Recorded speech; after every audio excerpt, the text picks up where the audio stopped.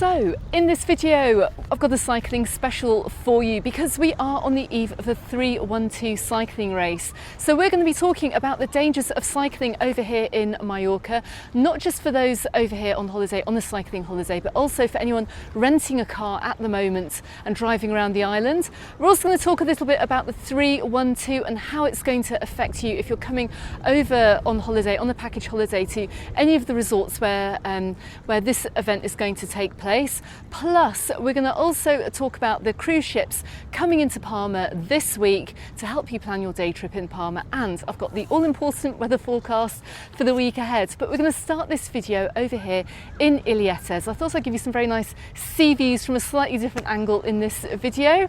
But we're going to start off by talking about some of the really big dangers about cycling. And this is just from what I've noticed when I've been out and about around the island this week. Now, this isn't a video to bash cyclists. It's not anti-cycling, but there are a few things that I want to make you aware of. We're also going to look at some of the cycling rules as well, which you need to know if you're coming over here on holiday, not only as a cyclist, but also if you're hiring a car too, and you're wanting to try and get past those big cycling packs, which we see ripping up and down the coastline and travelling through the middle of the island too. So, things that I've seen already in just the past 7 days. I've seen cyclists not stopping at red traffic lights. I've seen them also ignoring pedestrian crossings and just whizzing across.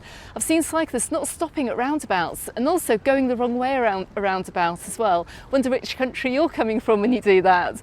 We've seen cycling on the pavements as well, particularly coming through where I live over in Palma. Don't go bumping into Admin Anne from the Facebook group if she's walking on the pavement and you're cycling on it, because she'll have you off your bike. I'll tell you that for nothing. I've also seen cyclists really exceeding the speed limits in areas where we do have a limited speed limit. And in many areas around the island, we have a speed limit of just 30 kilometres an hour, which is actually really, really slow. But I've seen cyclists just whizzing through those speeding signs with absolutely no consequences whatsoever.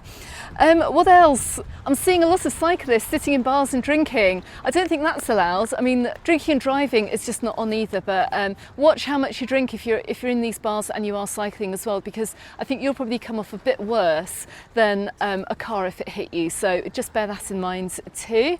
Also, I've seen cyclists blocking access as well to private properties in the north of the island, so that's not too cool either.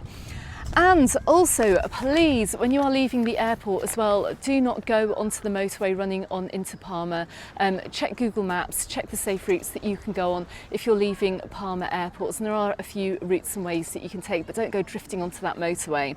And also, finally, don't go wandering into Soyer Tunnel as well. There are some very big signs there, you can't miss them, but you don't want to get caught in there because I think you would face a hefty fine. But one of the biggest issues I have as well, and I did mention it last summer, is cycling over in Puerto Poyensa on the Pine Walk. As you know, we've got the very beautiful Pine Walk. It's that lovely walkway that follows the coastline to the north of Puerto Poyensa. This is not for cycling. I always see cyclists on there. Please don't go on there. Please use the roads behind. Likewise, pedestrians, do not go on the cycle path down in Puerto Poyensa. Like, I've often drifted on there and been shouted at. So please stay off that particular cycle path too. So that's just what I've seen, and I've seen a lot of very, very impatient drivers and cyclists out on the roads this week. I've seen cars trying to get by packs of bicycles, and we've also seen bikes trying to get by stationary cars as well. So first thing I'm going to say is, if you're renting a car over here, don't start beeping trying to get around these cycle packs. It's not fair, it's not nice, and you know, we need to realise that we have to all share the roads here. Cyclists and drivers, we both have to share the roads, and it is a shared space. So a little bit of mutual respect for each other will go a long, long way in terms of getting around the island. But I did get a message from a very lovely Don Berry, who actually had some very important police advice, and this is really worth knowing actually if you are hiring a car, because you may want to bring over your dash cam with you. And he said that the policeman informed him that if there is an incident regarding a motorist motorists and cyclists, the motorist is often deemed the guilty party.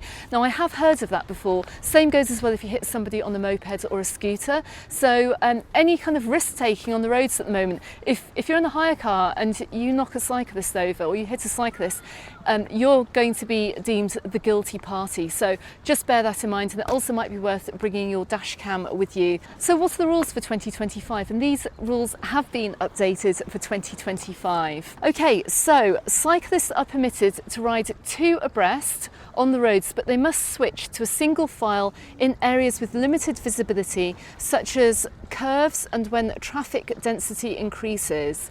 So up on the mountain roads, when we see these cyclists going up and around, say Sawyer, up to Daya, around Valdemosa way, you should really, if you are cycling as a pack of cyclists, you should file off into single line when you're going around these very windy roads. Just bear that in mind, and that's also for safety too. Because I'm gonna have to put my sunglasses on. The sun's just dipped down from below a cloud here. It's got very, very bright. And also, and this is very important too, I was over in Palma. I was coming through Palma just the other day, and I was kind of moving quite slowly in the central lane. I had traffic on either side of me, and I could see cyclists going on the inside lane and on the outside lane as well. Now, apparently cyclists are allowed to overtake on the left or right of traffic in the case of congestion. So please don't start getting annoyed if you see a cyclist coming up on the inside. They are actually allowed to do that. So if you are over here hiring a car and you're trying to get past a pack of cyclists,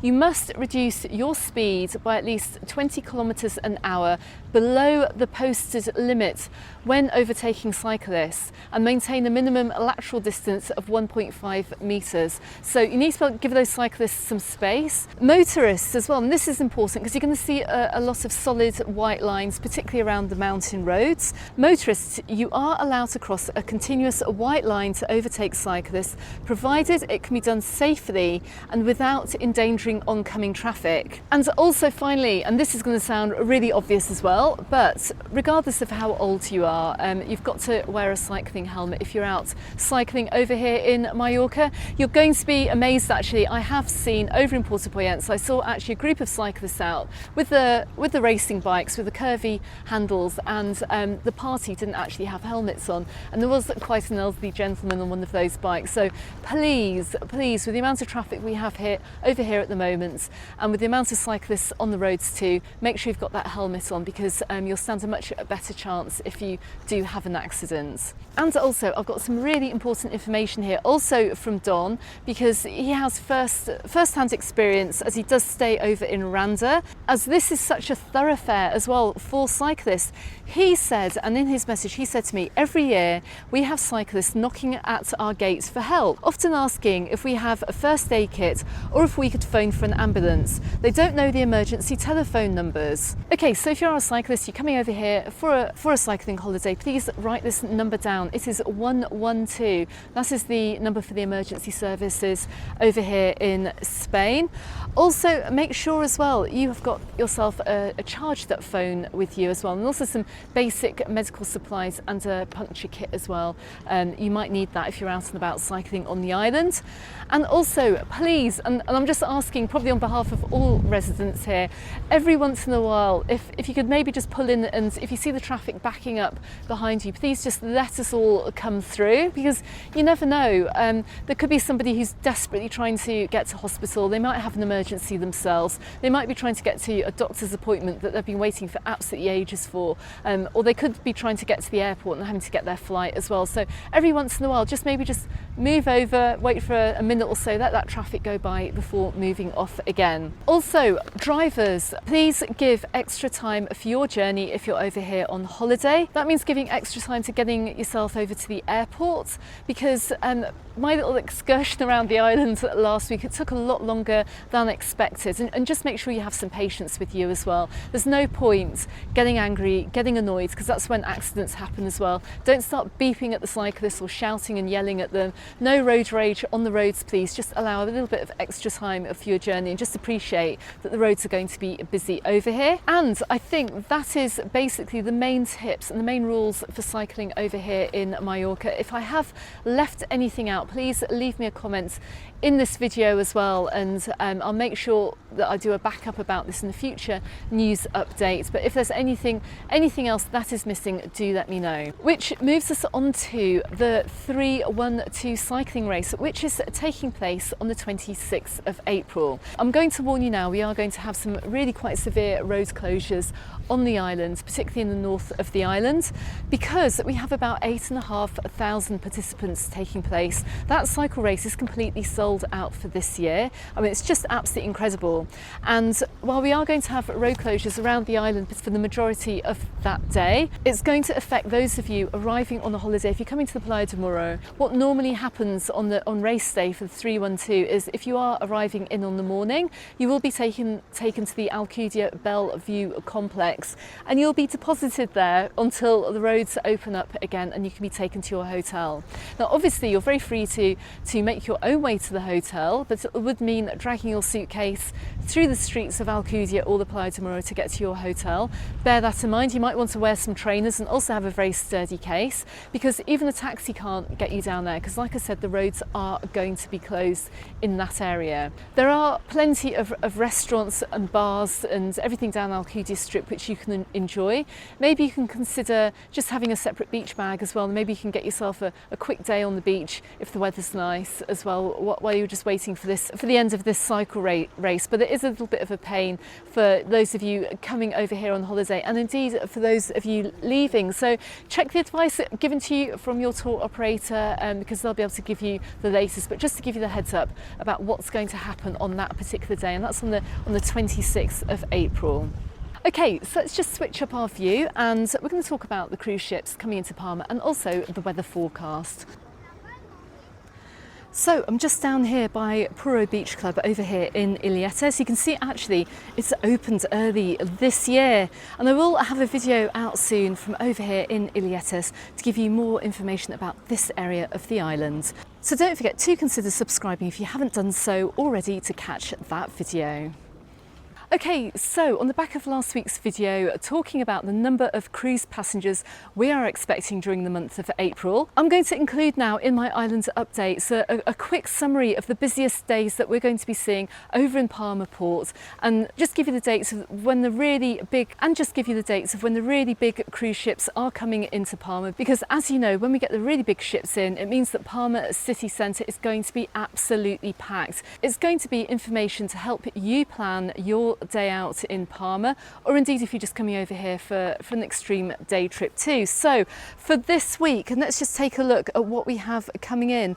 On Monday the 21st of April, we've got the Allure of the Seas, and that is carrying 6,000 passengers. But on Tuesday the 22nd of April, I would say actually give this day a miss if you are thinking of visiting Palma. It's going to be the worst day of the week. We've got 3 ships coming in. We've got the Costa Pacifica, the Costa Toscana and the Marella Explorer 2. It's going to be actually just over 11,000 passengers visiting Palma on that particular day. So that's going to be on the 22nd of April.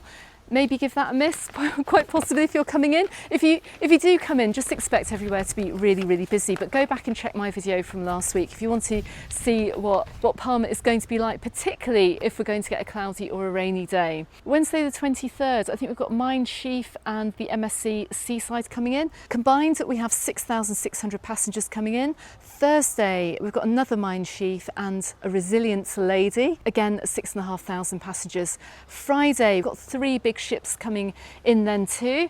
On Saturday, we've got one of the biggies, and that is the Ida Cosma coming in. That's going to be carrying in excess of 5,200 cruise passengers. And the following Sunday as well, we're going to have 3 ships coming in, and we're going to have a combined passenger limit of 7,500 cruise passengers. So that's a lot of people coming in the space of a week. We're going to be expecting in approximately around 40 to 50,000, and that's not counting smaller boats and smaller ferries either. So if you take that into account when you're planning your day trip into Palma, you'll know which days to maybe visit Palma and maybe which days not to. Don't forget too, I also have a video about how to find some quiet spots in Palma Old Town. I'll put a link to that video in the description text below. Plus I've got a 1-day itinerary too, so go ahead and check that out. Okay, so finally let's take a look at the weather forecast for the week ahead. Now it has been a very mixed just April in terms of weather over here. It's perfectly normal in terms of having some absolutely amazing weather and also some really horrible weather as well. Going into the week starting the 21st of April, we look like we're going to be getting some showers, we look like we're going to be getting some sunshine. And this video has been pre-recorded, obviously, because on the day this goes out, I am going to be off the island.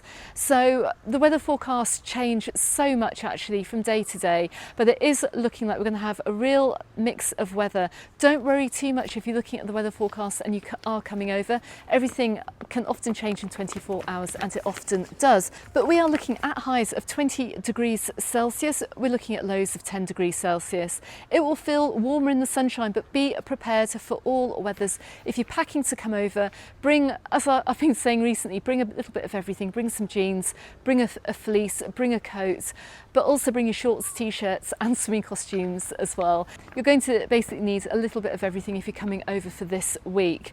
Okay everyone, thank you very much for watching. I'll be back next week with my next island update. Any comments you have, do drop them below. I will get around to answering them eventually, and I do really appreciate you supporting me with the comments, good and bad, so let me know what you think. But in the meantime, I'm going to drop a couple of videos appearing both here and here on YouTube to help you out with your holiday. You can also find me in the Facebook group and on my Instagram, also called Mallorca Under the Sun, and I look forward to seeing you on the next video. Goodbye for now.